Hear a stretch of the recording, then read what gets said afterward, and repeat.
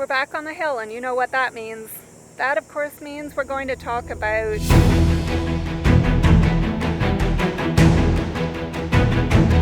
Hey everyone, it's Jo, and we are indeed back on the hill, or behind the hill to be precise. But no, we're not going to talk about the election, which, despite my deepest hopes, is not likely to bring about much change, no matter what the outcome. And no, we're not going to talk about Amal Clooney again, or George, as fun as that would be. We're here to talk about the situation in Afghanistan, and what that has to do with my plans to study in Israel. First, allow me to introduce myself. My name is Jo. I'm the Kosher Ninja. I'm a city girl who loves Israel and Kung Fu, sometimes likes to get out of the city, and occasionally has a strong opinion or two. If you're new here, welcome. I'm so glad you've stopped by. Stick around, subscribe, ring the bell to be notified when I post new videos. But right now, let's get right to it. But wait, one other diversion first. I asked you guys a couple of weeks ago to guess where in Israel I'll be living and studying, so I suppose I should give you some incentive and some rules. So the fabulous grand prize for those who guess correctly will be, wait for it, a giant shout out in the reveal in a few weeks.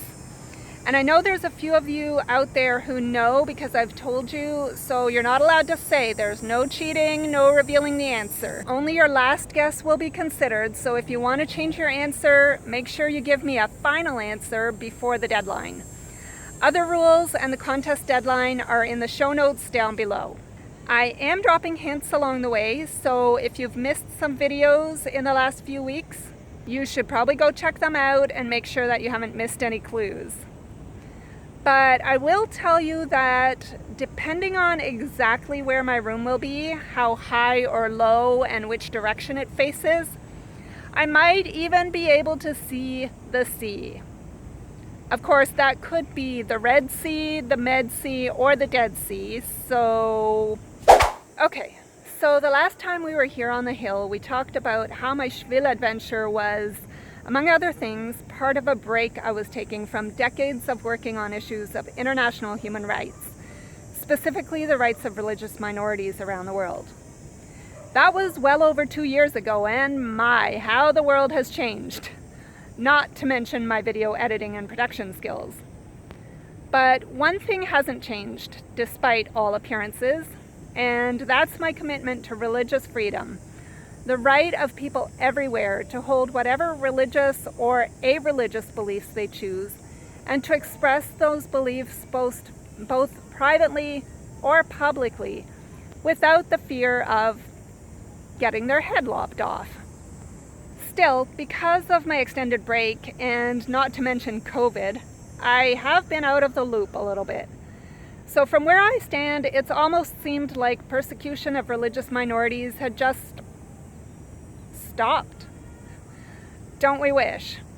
But of course, that didn't happen, and in fact, in many ways, COVID in particular has made the plight of minorities in many countries worse. But you can probably understand if I was feeling a little bit detached. So back to my school plans. To be honest, I applied for my program intentionally, but it was a bit of a gambit. Somehow I knew I needed to do this, but I still had to decide which program to apply for. Out of the two programs I was considering, one seemed more interesting, but it wasn't really clear what it had to do with protection of religious minorities. I mean, I guess it was, but I don't know what I was thinking. As much as I've worked on the specific issues in this program in the past, I felt like I was abandoning my purpose to go in a different direction.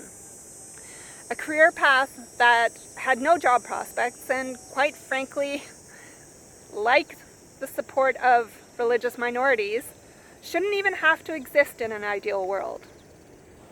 So I spoke to some colleagues, and they encouraged me that I was doing the right thing and there was a need for this, but here I was at 51, afraid that I was risking literally everything for a useless degree. And then the US up and abandoned Afghanistan. Suddenly, my proposed master's in counterterrorism and homeland security didn't seem so useless after all.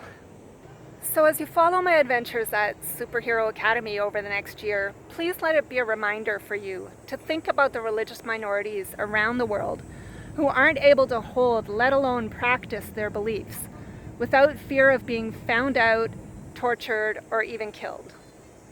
Even if we don't hear about it because of media saturation with news of the pandemic and other issues, Afghanistan is not the only country where this is an issue, and the threat is not going away anytime soon. For the victims, their faith in God is their ultimate refuge, but we also have a responsibility to use the gifts we're given in order to help them as best we can, and certainly not to forget them.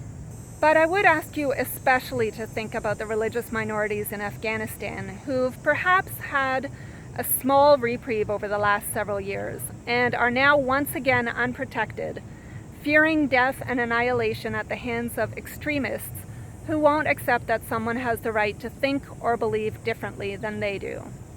No one should be in this position. Finally, since we're talking about religion and God, for those of you who are in the habit of having coffee chats with God, I'm going to ask you to give him a couple of messages from me. First of all, the people of Afghanistan in general, and especially the religious minorities, need faith, courage, peace, and above all, freedom. Second, I also need his help to make sure that nothing, like a global pandemic or some equally implausible event, will prevent me from getting to Israel to begin this program, and that once there, I'll be able to finish it. And yes, despite my brave face, this going back to school in my 50s, it is intimidating, and I just got my course list. For those of you who are not in the habit of having coffee chats with God, try it. You might like it. But at least stick around and give me your moral support so I know I'm not creating these videos just to die a slow and painful death by YouTube algorithm. Speaking of which, this master's program, like I said, I got my course selections and it looks like it's going to be very intense. But I'm going to try to keep putting these videos out on a fairly regular basis as much as I can. Obviously, the more relevant I can make this to my experiences and studies, the better I'll be able to do that.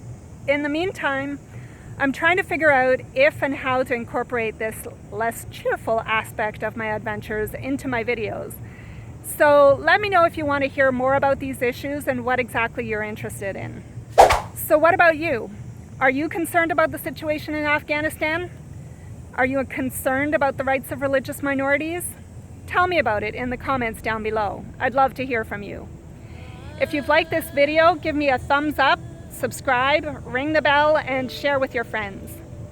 I can't wait to see you again next time, so until then, thanks for watching and shalom, eh?